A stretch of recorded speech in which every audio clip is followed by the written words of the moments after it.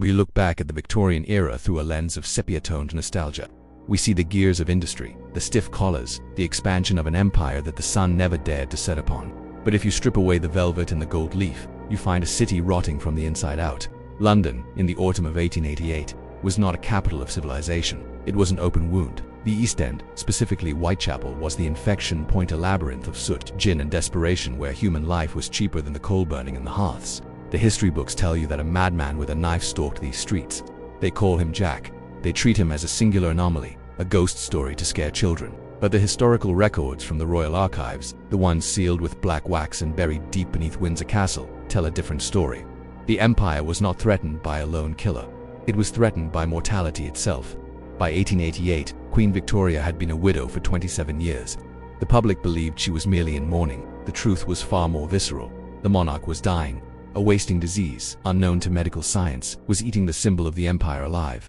The royal physicians, men of science and reason, had failed. And when science fails, desperation turns to the archaic. The Queen's inner circular cabal of high-ranking masons, alchemists, and surgeons concluded that the survival of the British Empire depended entirely on the survival of its queen. They did not need medicine, they needed vitality. They needed a transfusion of youth. The project was codenamed Project Lazarus. The laboratory was not in a pristine hospital, but established covertly in the heart of the slums, where people disappeared every day and no one asked questions. The dense, yellow fog of London, the pea soupers that blinded pedestrians and muffled screams, became their greatest asset. It wasn't just weather, it was cover.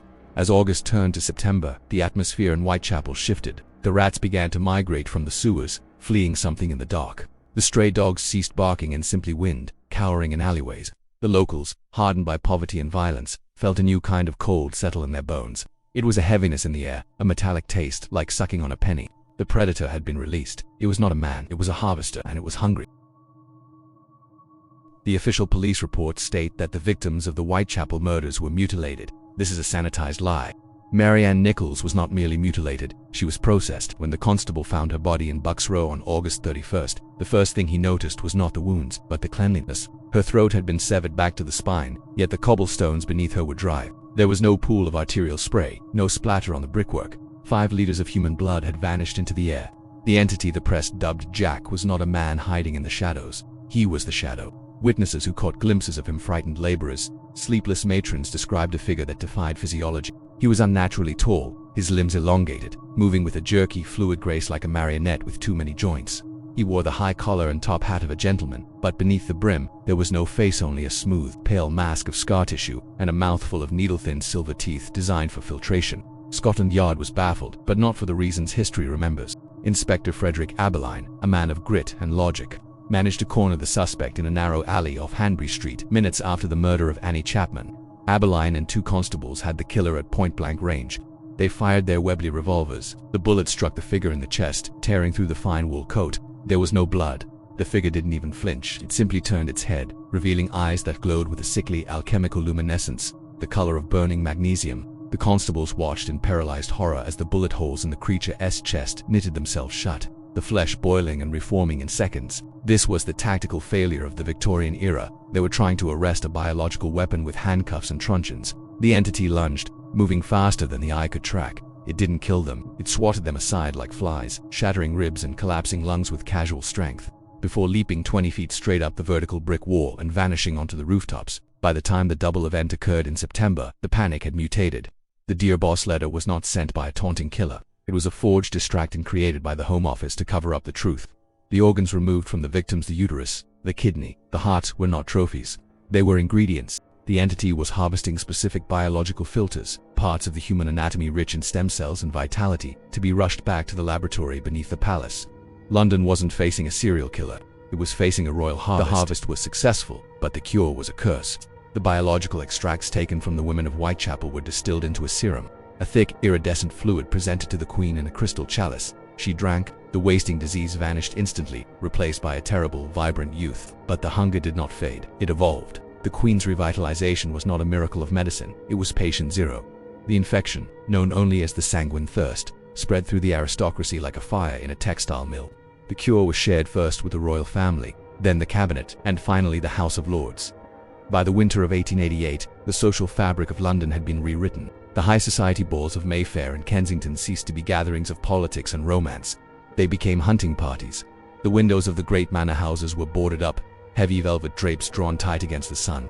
The elite of the British Empire had become photophobic, their skin turning the color of porcelain, their strength amplified, their empathy Whitechapel was no longer a crime scene. It was designated a resource zone. The Metropolitan Police, now under the direct command of the infected Home Secretary, did not hunt the killer. They built a wall. Over the course of a single week in November, the Royal Engineers constructed a barricade of iron and brick around the entirety of the East End. The official story given to the newspapers was a quarantine against a new outbreak of cholera. The truth was far simpler. They were building a pen. Inside the wall, the panic was absolute.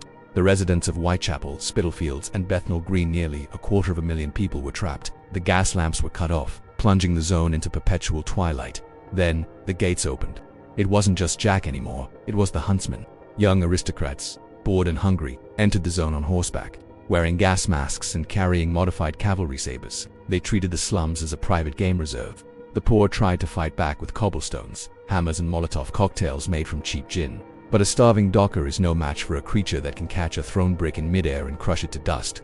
The slaughter was industrial. The screams from the East End were so loud they could be heard across the river in Southwark, a nightly chorus of terror that the rest of London learned to ignore. The Empire had turned its own population into livestock. The containment of Whitechapel was a temporary measure. An apex predator does not stay in its cage, it expands its territory. By the winter of 1889, the thirst of the aristocracy could no longer be sated by the dwindling population of the East End. The poor were dying too fast, succumbing to anemia and shock before they could reproduce. To sustain the immortality of the crown, the harvest had to go global. The collapse of the free world began not with a declaration of war, but with a modification of the atmosphere. The Royal Society of Engineers, now composed entirely of the ageless infected, unveiled their masterpiece, the atmospheric shield. Huge, industrial furnaces were constructed along the Thames, burning a chemically treated coal that produced a dense, heavy smoke. It rose into the sky and stagnated, bonding with the clouds to create a permanent, impenetrable layer of black smog. The sun was blotted out. The empire on which the sun never sets became the empire where the sun never rises. With the daylight eradicated, the need for secrecy vanished. The vampire elite poured out of the shadows. The final stronghold of human resistance was St. Paul's Cathedral. Thousands of desperate uninfected citizens, along with a regiment of the regular army who refused to serve the monsters, barricaded themselves inside the holy sanctuary. They believed that holy ground would protect them. They believed that the Queen, the defender of the faith, would not violate the house of God.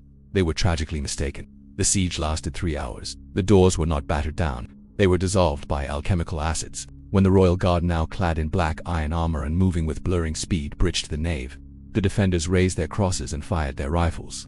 The bullets sparked harmlessly off the iron.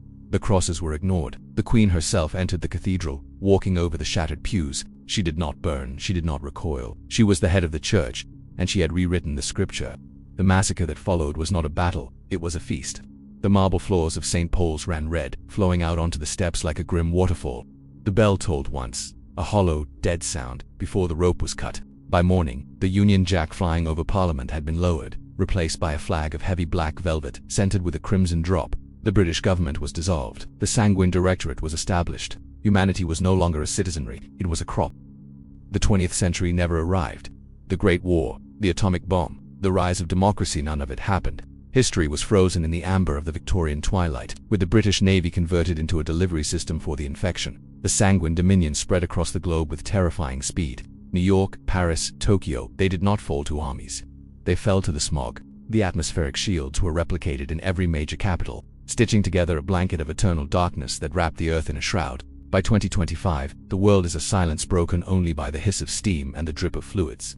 There are no nations, only feeding zones. The map of the world is a monochrome grid of black and gray. The population of uninfected humanity has been stabilized at 3 billion. But they are not citizens, they are livestock. The cities we know, London, Berlin, Washington, are massive, sprawling sanguinariums. These are not places of commerce, but industrial feedlots. Humans are born in captivity, raised in windowless dormitories and graded not by intelligence, but by blood type and iron count.